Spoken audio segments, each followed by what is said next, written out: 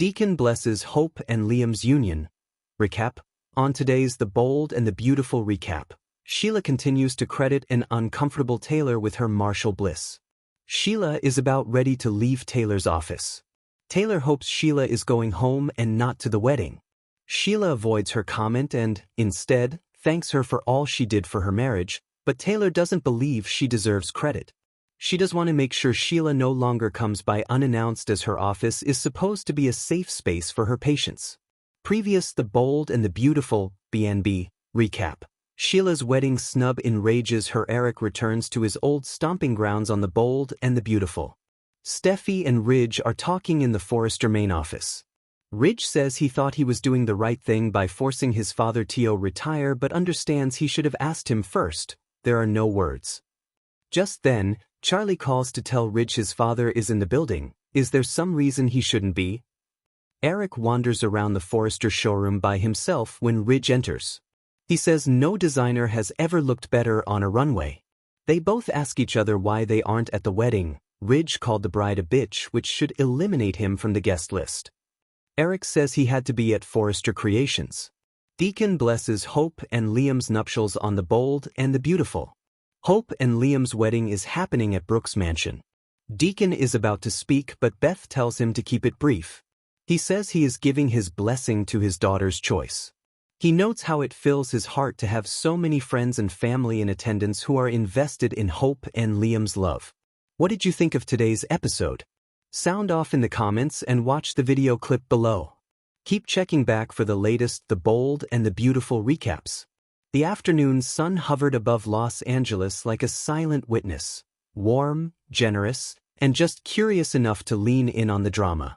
The Forrester estate had been prepared for yet another unpredictable chapter in the never-ending tapestry of love, heartbreak, betrayal, and redemption that spun around one particular couple, Hope Logan and Liam Spencer.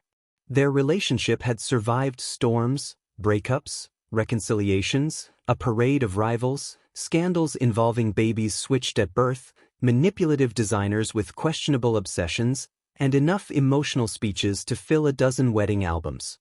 And still, somehow, they had found their way back to the same conclusion, that they belonged together. Or at the very least, that they wanted to try again.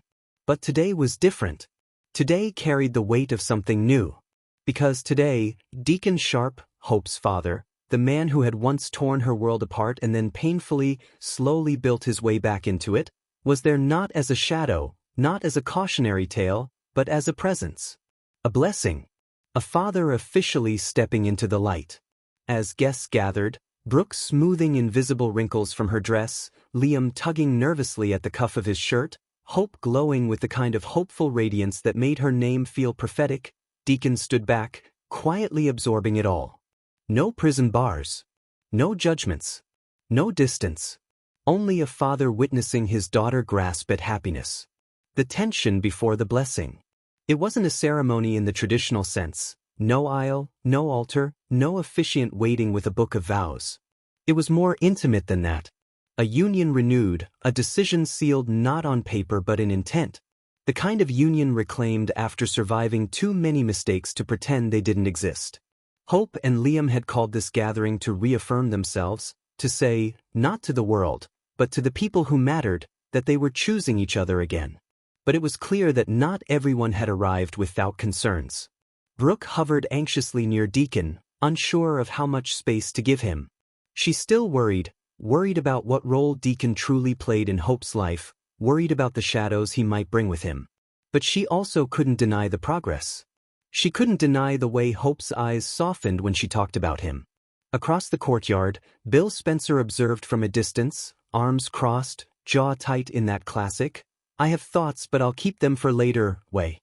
Liam's father had a history of being expressive about what he deemed threats. And Deacon, at least in Bill's old ledger, had been a big red mark. But today wasn't about old feuds. Today, everyone seemed determined, if only for the moment, to allow peace to breathe. Hope's silent question. Hope kept glancing at her father, as if waiting for an unspoken signal. She had asked him, privately, nervously, whether he would speak at the union ceremony. Deacon had hesitated. He wasn't a man accustomed to being asked to bless anything, much less a romantic union between his daughter and a man he had occasionally wanted to knock out.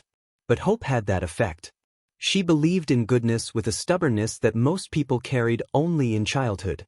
She believed in people's potential, even when they didn't. Especially when they didn't.